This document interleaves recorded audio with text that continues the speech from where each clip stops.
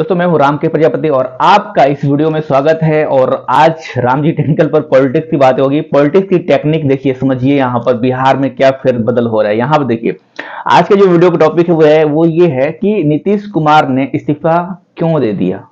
ठीक है, और दे दिया तो इसके पीछे कारण क्या है, कैसे आप लोग इस चीज को समझेंगे, वही चीज मैं आपको बताने वाला हूं। कुछ फैक्टर हैं जो मैंने नोटिस किए हैं, उसी को देखकर नीतीश कुमार ने चेंज किया होगा बीजेपी अलायंस में ज्वाइन होने के लिए और इंडिया अलायंस को छोड़ा होगा। तो कारण क्या है बिहार की पॉलिटिक्स के बारे में, उसी पर चर्चा होगी। तो इस वीडियो में बने रहिए पूरा एंड तक और वीडियो को लाइक कर दीजिए अगर अभी तक आपने लाइक नहीं किया है तो। खैर, ये जो टॉपिक है थोड़ा ट्रेंडिंग में है यूट्यूब पर, इसलिए मैंने सोचा कि आप लोगों को इसके बारे में जानकारी शेयर कर दूं। नीतीश कुमार ज्वाइन किए बीजेपी, ठीक है, कारण क्या है, क्यों बीजेपी से जुड़े, इसके पीछे का राज क्या है, सीक्रेट क्या है। तो पहला जो कारण है, जो कि आप लोग को भी थोड़ा बहुत लगता होगा, क्योंकि अचानक से ये कोई मतलब मूवी की तरह, एक मूवी होती है, आपने बहुत यूट्यूब पर मूवी देखी होगी, मूवी में कुछ सस्पेंस होता है, ऐसा ही कुछ रातों रात हो गया बिहार में और आप लोग को पता भी नहीं चला। आप लोग को तो छोड़ो, ऐसे किसी को पता नहीं चला, लेकिन अब पता चल रहा है। पहला जो कारण है, नीतीश कुमार बीजेपी अलायंस को ज्वाइन कर रहे हैं, इंडिया अलायंस को छोड़ रहे हैं, वो ये है राम मंदिर अयोध्या से प्रभावित हुए। राम मंदिर में इतना मतलब राम मंदिर ने इतना, जब राम मंदिर का प्राण प्रतिष्ठा हुआ, अगर आपको नहीं पता है प्राण प्रतिष्ठा क्या होता है तो यहां पर ये वीडियो देख लीजिएगा। राम मंदिर में जब प्राण प्रतिष्ठा हुआ तो इतनी ज्यादा भीड़, इतना ज्यादा भव्य तरीके से हुआ और उसका प्रभाव सिर्फ अयोध्या में नहीं पूरे देश में दिखा। ठीक है, और इससे जो है कहीं ना कहीं बीजेपी अलायंस मजबूत होता हुआ दिख रहा है। बीजेपी को इससे फायदा होगा, इसमें कोई भी शक नहीं है, ये विपक्ष भी जानता है। लेकिन इसमें टेक्निक क्या है, टेक्निक ये है कि अगर वहां पर जब हम लोग देख रहे थे न्यूज पर, जब वहां पर बिहार के लोकल लोगों की बात की जाए तो वहां पर थोड़ी सी हालत खराब है।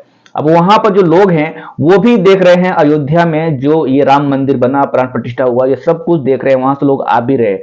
अयोध्या में राम मंदिर का जो इशू है वो क्लियर हो चुका, बीजेपी ने क्लियर किया, राम मंदिर बनाया।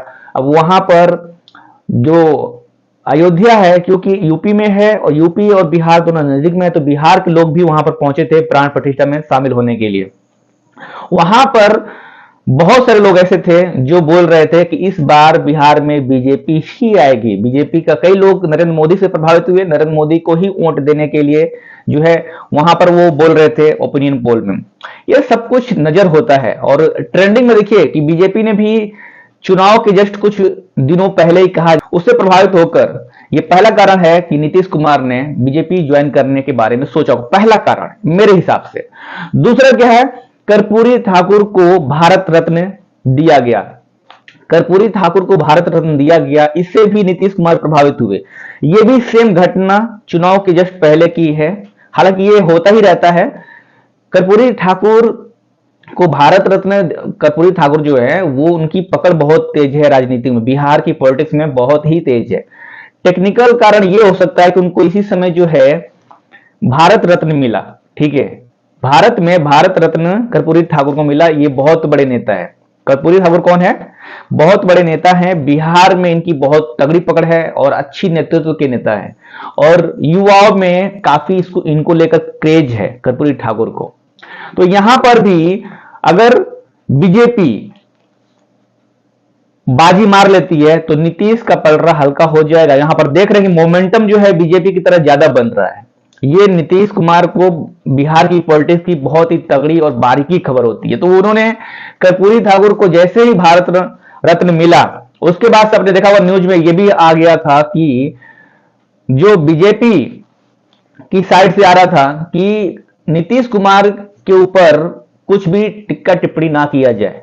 वहां से ही सिग्नल मिलना चालू हो गया था कि नीतीश कुमार अब जो है, हो सकता है कुछ चीजें बदलने वाली है। 2 दिन पहले की ये बात है कि जो है चीजें बदलने वाली है। हो सकता है कि ये लग रहा था सबको कि यहां पर कहीं भी शो नहीं हो रहा था, न्यूज चैनल पे भी ये बात पता नहीं थी और जो है सबको लग रहा था कि अब लग रहा है कुछ होने वाला, कुछ होने वाला, क्या होने वाला ये पता नहीं है, पर ऐसा लग रहा था कि होने वाला, क्योंकि दोनों साइड से सॉफ्ट सॉफ्ट चीजें हो रही थी। अगला कारण क्या है कि बीजेपी अलायंस और बीजेपी इंडिया अलायंस में बीजेपी का रुख बढ़ता हुआ दिख रहे थे। इंडिया अलायंस में कुछ दिक्कतें चल रही हैं, जो कि आपने न्यूज देखा होगा। तो टेक्निकल कारण यह है कि इंडिया अलायंस में सीट शेयरिंग को लेकर अभी तक कोई फैसला नहीं हुआ है, वो सिर्फ उसको खींच रहे। और ये देखते हुए नीतीश कुमार ने सोचा होगा कि इनका डिसाइड नहीं है, और इनको जो है नीतीश कुमार को भी सीट शेयरिंग, वो भी चाहते थे कि संयोजक के तौर पर उनको भी पता चले कि सीट शेयरिंग का मामला क्या है। सब लोग यही देख रहे हैं, ममता बनर्जी, अखिलेश यादव और नीतीश कुमार, सब लोग यही देख रहे थे, लालू यादव, तेजस्वी यादव, ये सब लोग जो है सीट शेयरिंग को लेकर थे। लेकिन यहां पर छक्का मारने के मामले में नीतीश कुमार आगे निकल गए। और आगे अभी बहुत सारी चीजें यहां पर देखिए, अरविंद केजरीवाल भी देखा जाए तो वहां पर वो भी चाहते हैं कि सीट शेयरिंग के बारे में फैसला हो, लेकिन वहां पर भी पंजाब में भी जो है वो अकेले चुनाव लड़ने का सोच रहे हैं, यानी कि आप पार्टी भी अकेले चुनाव लड़ने की सोच रही है। इसके पीछे भी वही चीज है। नीतीश कुमार बीजेपी में ज्वाइन हुए और जो गठबंधन है, इंडिया अलायंस है, उससे निकल गए। उनको पता भी नहीं चला, इंडिया अलायंस को पता भी नहीं चला, बताया भी नहीं, उससे पहले ही सस्पेंस में ही रहते, सस्पेंस करते करते जो है किसी को पता नहीं चला और बीजेपी ज्वाइन कर लिया।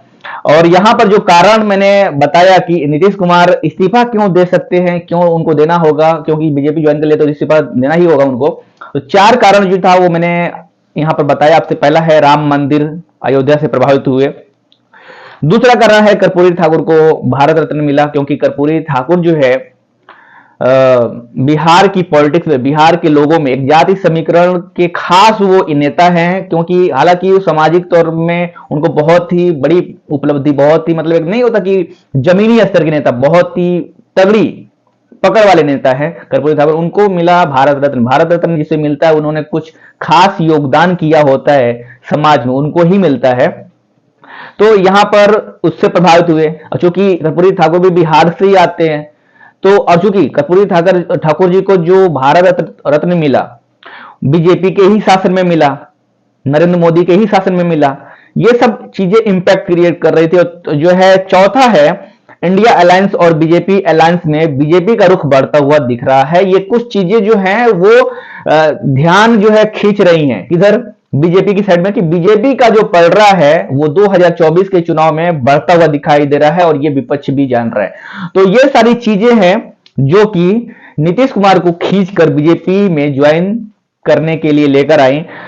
आप मुझे कमेंट कर बताइए कि अगला जो वीडियो है वो क्या आप लोग देखना चाहेंगे, आरजेडी और बीजेपी में अंतर जानना चाहेंगे। वैसे आप लोग कमेंट करके बताइए कि वैसे तो ये वीडियो जो है वो पॉलिटिक्स की है, लेकिन यहां पर पॉलिटिक्स की भी तकनीक आपको समझना जरूरी है कि पॉलिटिक्स में भी टेक्निकल क्या कारण है कि चीजें इधर से उधर हो रही है। आखिर क्यों नीतीश कुमार ने बीजेपी ज्वाइन किया, क्यों नीतीश कुमार ने आरजेडी को छोड़ दिया, क्यों नीतीश कुमार ने इंडिया अलायंस को छोड़ दिया, क्यों उन्होंने बिना बताए किसी को बीजेपी की तरफ आ गए, आखिर इसके पीछे का राज सीक्रेट क्या है। आपकी राय क्या है, इस वीडियो पर नीचे कमेंट करके बताइएगा। इस तरह वीडियो के लिए, इस तरह वीडियो के लिए आपको कमेंट करना पड़ेगा। बाकी टेक्निकल और टेक्नोलॉजी से रिलेटेड जानकारी के लिए आप लोग राम जी टेक्निकल को सब्सक्राइब कर लीजिएगा, वीडियो को लाइक करके, और अपनी राय जरूर दें कि आखिर नीतीश कुमार इतनी जल्दी से बीजेपी ज्वाइन क्यों की। आपकी नजर में आपकी राय क्या